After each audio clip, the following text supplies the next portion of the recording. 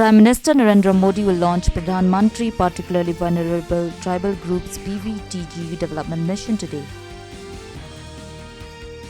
India and US have signed an MOU with the objective of connecting both the countries' dynamic startup ecosystems, particularly in critical and emerging technologies.